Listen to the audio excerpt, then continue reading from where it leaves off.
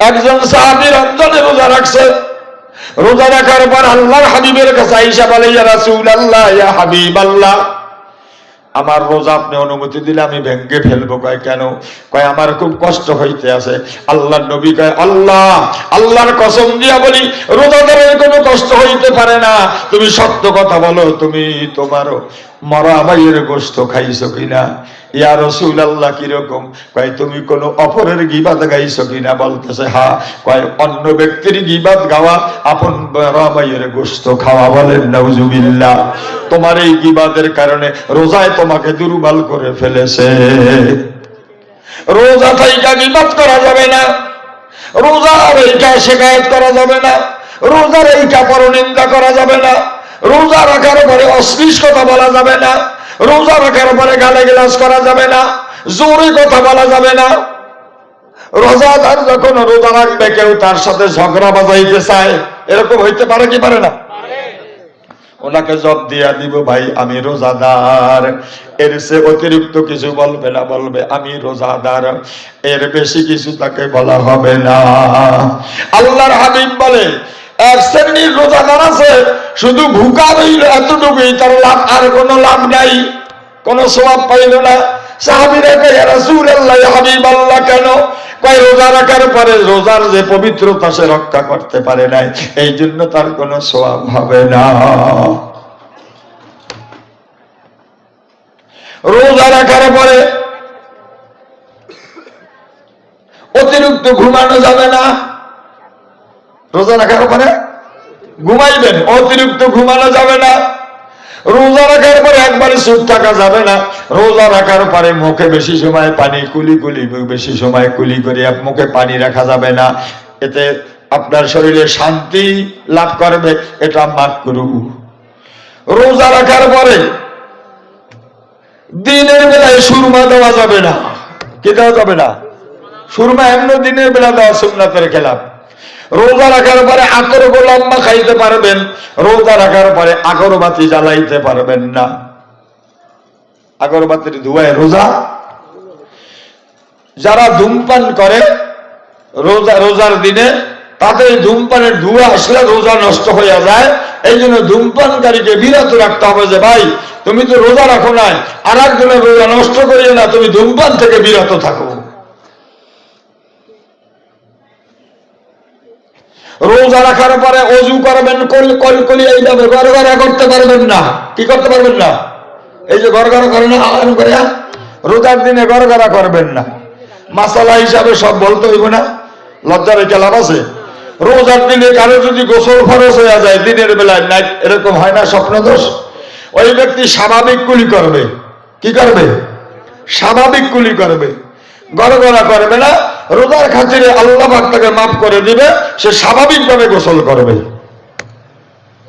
কথা বুঝেন না? মানে নাকে নরম জায়গায় পানি পৌঁছাইবে না, গড়গড়া কুলি করবে না, স্বাভাবিকভাবে গোসল করবে, আল্লাহ তাকে রোজার খাতিরে মাফ করে দিবে।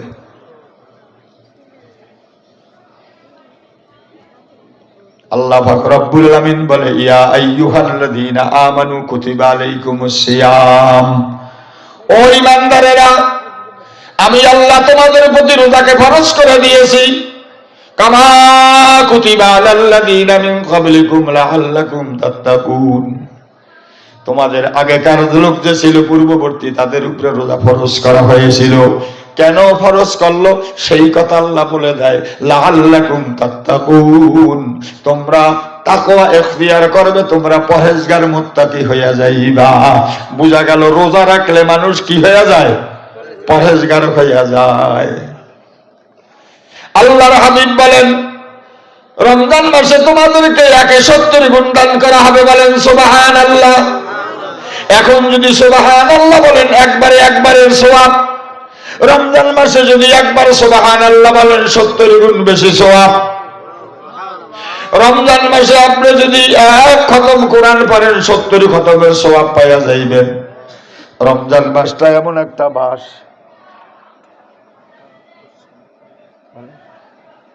রমজান মাস এমন একটা মাস, আল্লাহর হাবিব বলে, আউয়ালু রাহমাতু ওয়া আওসাতু মাগফিরাতু ওয়া আখিরুহু ইতকুম মিনান নার। রমজান মাসকে 3 ভাগে বিভক্ত করা হয়েছে। কয় ভাগে? প্রথম মাসে রহমত, অজস্র রহমত দিয়ে আল্লাহ বান্দাকে রোজা সহজ করে দিয়েছে। বলেন সুবহানাল্লাহ। যাতে রোজা রাখা কোনো কষ্ট না হয়, বান্দা কষ্ট না পায়। দ্বিতীয় দশে আল্লাহ পাক সকল রোজাদারকে মাফ করে দিবেন।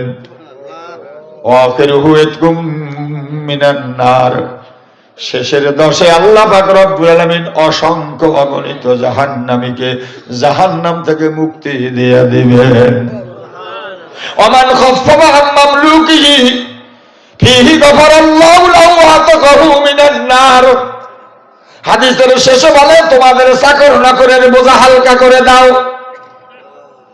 হাদিসের শেষে কি বলছে? রমজান মাসে চাকর নকর যারা আছে এদের কাজ কি করো? হালকা করে দাও। অন্য মাসের মতো তারে কাজে চাপাইও না। ওমান খাফফা আন মামলুকিহি ফিহি গফারাল্লাহু লাহু ওয়া তাকাহু মিনান নার। আল্লাহ তোমার গুনাহ মাফ করে দিবে। শেষে বলতে আছে তোমাকে জাহান্নামের আগুন থেকে মুক্তি দিয়ে দিবে। আল্লাহর হাবিব বলেন, কোন রোজাদার যখন তুমি জানতো আল্লাহ রোজাদার, ইফতারের সময় হয়ে গেছে, তাকে ডাক দিয়ে তুমি ইফতার করাইয়া দিও। সাহাবীরা কয়, ইয়া রাসূলুল্লাহ, ইয়া হাবিবাল্লাহ, আমরা তো অনেকেই গরিব মানুষ, পেট ভরিয়া ইফতার খাওয়াইতে পারি না। আল্লাহর নবী বলতে আছে তোমরা 1 কাপ 1 গোট দুধ অথবা একটা খুরমা খাজুর অথবা 1 গ্লাস পানি পান করাইয়া দিও, তোমাকে পূর্ণ একটা রোজার সওয়াব দান করা হবে। যেই ব্যক্তিকে ইফতার করাইছো তার রোজা থেকে কমবে না, এটা স্পেশাল দিয়া দিবে।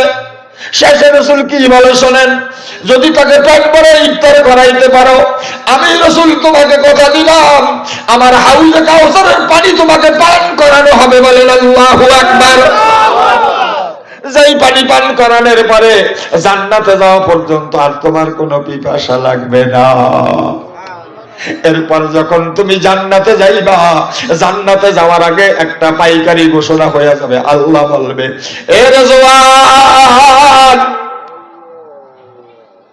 আমার বন্ধুদের জন্য জান্নাতকে সাজাইতে থাকো। দুষ্ট ইবলিস তাকে কয়েদ করিয়া শিকল দিয়ে আটকাইয়া তাকে সমুদ্রে ফেলাইয়া রাখো। জাহান্নামের প্রত্যেকটা দরজা আটকাইয়া দাও। দুরাচার শয়তান ইবলিস থেকে আমি আমার বান্দাদেরকে, আমি আমার বান্দীদেরকে হেফাজত করে দিলাম, যাতে তারা তাদেরকে ধোঁকা দিতে না পারে। বলেন সুবহানাল্লাহ। আর এই রোজা হইল ঢাল স্বরূপ। রোজা কি?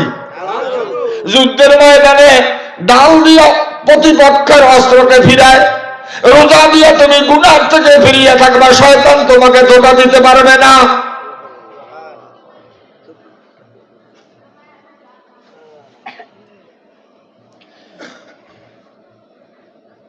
এই রোজা রাখা দরকার আছে না নাই?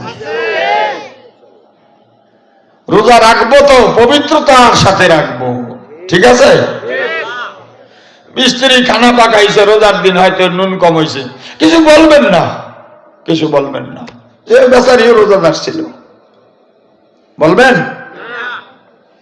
স্ত্রীদেরকে এমনি মারবেন না।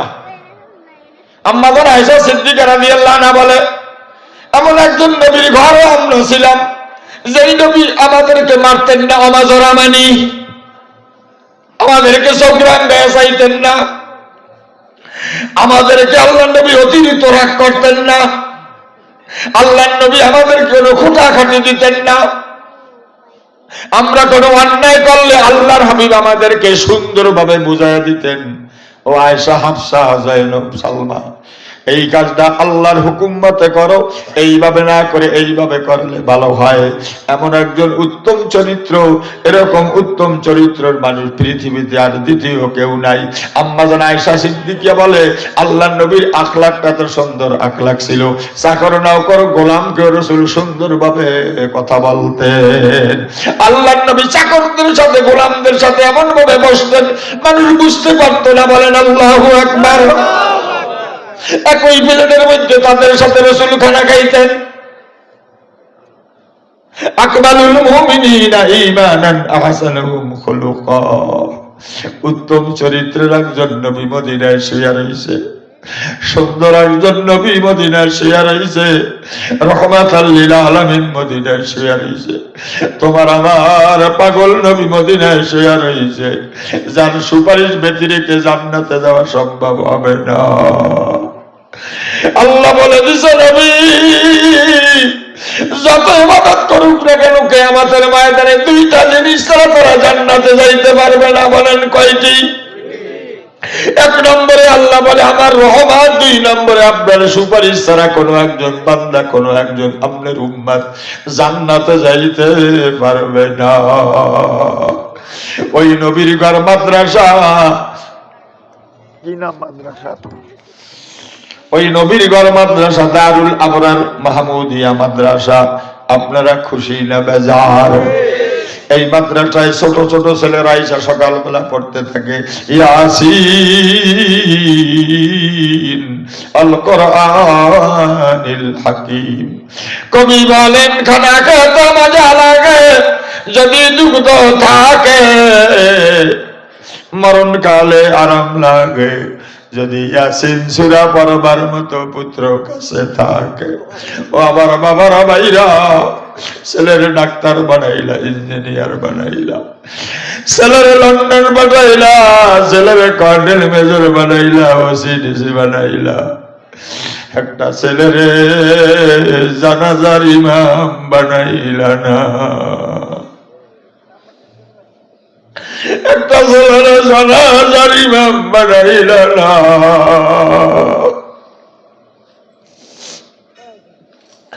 আল্লাহর নবী বলে যে এই বাবা সন্তানকে কোরআন হাফেজ আলেম বানানো মৃত্যুবরণ করে, এই বাবার জন্য সুসংবাদ, আল্লাহ তাকে নগদে জান্নাত দিয়ে দিবে। বলেন আলহামদুলিল্লাহ। এই ছেলে যখন বাবার পাশে বৈশা শিশুরা ইয়াসিন পাঠ করবে, আসানির সাথে তার জান কবজা হয়ে যাবে, সে টের পাবে না মৃত্যুর কষ্ট কিভাবে হয়। এই সন্তান যখন বাবাকে গোসল করাইবে, গোসল করাইয়া কাপড় পরাইয়া জানাজার খাটের উপরে লাশ উঠাইয়া জানাজার জন্য কাতার বন্দি করিয়া ঘোষণা দিবে, সবাই কাতার সোজা করেন, এখন আমি আমার বাবার জানাজা পড়ব। কত বড় সৌভাগ্যের পিতা! আল্লাহর নবী বলে যে এই সন্তান বাবার জানাজাটা আদায় করে দিল, এই সন্তান বাবাকে কবরে রাইখা সিনার মধ্যে হাত দিয়ে বলছে বিসমিল্লাহি ওয়া আলা মিল্লাতি রাসূলিল্লাহি, আমি রাসূলের মিল্লাতের উপরে ও আমার বাবা তোমাকে শেষ বিদায় দিয়ে গেলাম। যেই ঘর থেকে তুমি বের হয়ে আসছো এই ঘরে তুমি আর যাইবা না।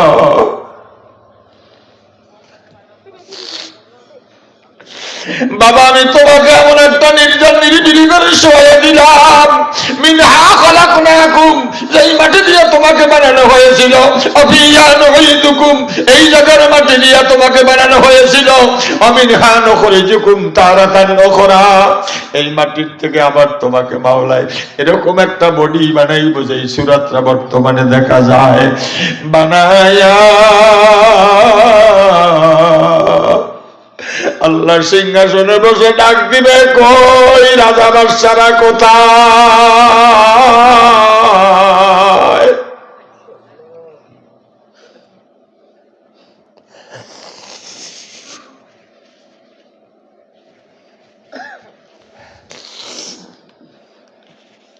লিমানিল মুলক ইয়াউম লিল্লাহি ওয়াহিদুল কাহ্হার।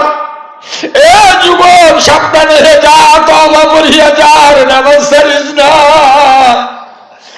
আল্লাহ বলে আমার রহমান নাই, রহিম নাই, সত্তার নাই, গফফার নাই, আমার নাম ওয়াহিদুল কাহ্হার। আমি কঠিনের চেয়ে কঠিন হয়ে গেলাম। হিসাব দে, রাজা বাদশারা পর্যন্ত মাথায় তাকাইয়া চূর্ণ বিচ্ছিন্ন করে ফেলবে, হাত খাইতে খাইতে কোনই পর্যন্ত খেয়ে ফেলবে, সূর্যটা এক হাত উপরে থেকে তাপ দিতে থাকবে, ঠাসটার ঠাসটার করে মাথাগুলো ফেটে মগজগুলো বের হয়ে যাবে। ওইদিকে জাহান্নামের আগুন ডাক দিতেছে, মালিক আপনি তো ঘোষণা দিয়েছেন অকুদুহান নাস ওয়াল হিজারা, জাহান্নাম কয় আল্লাহ আপনি ঘোষণা দিয়েছেন আমার উদরকে পরিপূর্ণ করবেন দুই জিনিস দিয়ে। বলেন কয় জিনিস? এক নম্বরে মানুষ, দুই নম্বরে পাথর। আয় আল্লাহ আমাকে তাড়াতাড়ি খোরাক দাও। জাহান্নামের ঢেউ তরঙ্গ শুরু হয়ে যাবে, আল্লাহর কাহারিয়া শুরু হয়ে যাবে। ভাই ভাইকে পরিচয় দেবে না, মা সন্তানকে পরিচয় দেবে না, বাবা ছেলেকে পরিচয় দেবে না, স্ত্রী স্বামীকে পরিচয় দেবে না।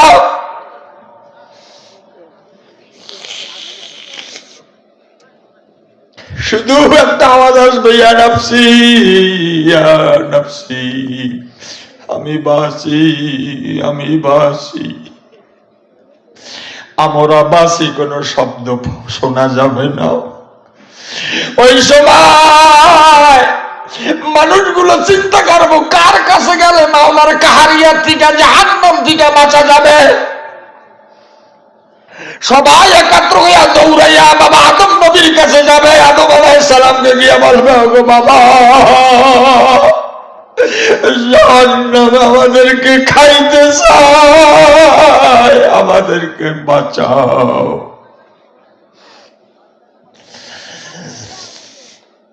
আদম আলাইহিস সালাম বলবে, আমি এই ব্যাপারে লজ্জিত আল্লাহর দরবারে।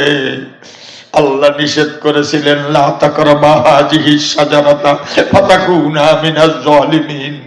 আমি তারপরে সেই ফল খেয়ে ফেলেছিলাম। আল্লাহ জিজ্ঞাসা করলে আমি জবাব দিতে পারুম না। আমার কাছে আইসা তোমাদের কোনো লাভ হয় নাই, অন্য চেষ্টা করো। সমস্ত মানুষগুলো পাগল পারা হইয়া মূসা কালিমুল্লাহর কাছে যাবে। মূসা নবী হুজুর পেশ করবে, আমার কাছে আইসা কোনো লাভ নাই, আমি আল্লাহর দরবারে লজ্জিত। এ যুবক নামাজ ছাড়িস না রে, যুবক নামাজ ছাড়িস না। গুনাহ মাফের মাস, এর যুবক এই রমজান মাসে ওয়াদা করি আল্লাহর কাছে গুনাহ মাফ চাও, আল্লাহ গুনাহ মাফ করে দেবে।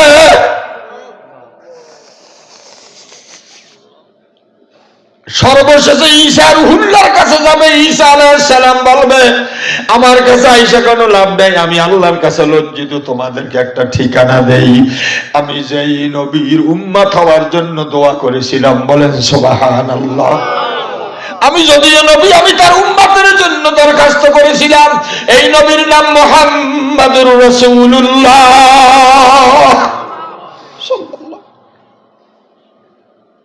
সমস্ত মানুষগুলা দৌড়াইয়া যায়, দেখবে নবী কই, নবীরে পাইতেছি না। হঠাৎ দেখবে আল্লাহর আরশে আজিমের পায়া ধরি এমন কান্দা কান্দে।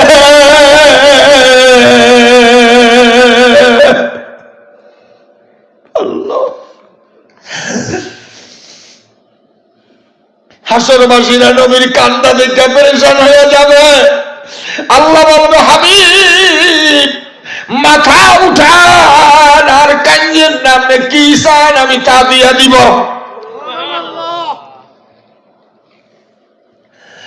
আল্লাহর হাবিব বলবে, আল্লাহ ময়দানে মাহশরে আমার একটা উম্মত যেন জাহান্নামে না নিতে পারে, এটাই আমার দাবি।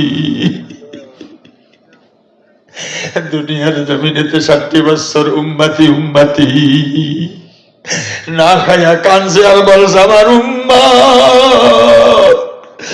যেই দিন চলে যায় এই দিনই বলছে জিব্রাইল আমি চলে যাই, আমার উম্মতকে কার কাছে রাইখা যাই। আল্লাহু আকবার।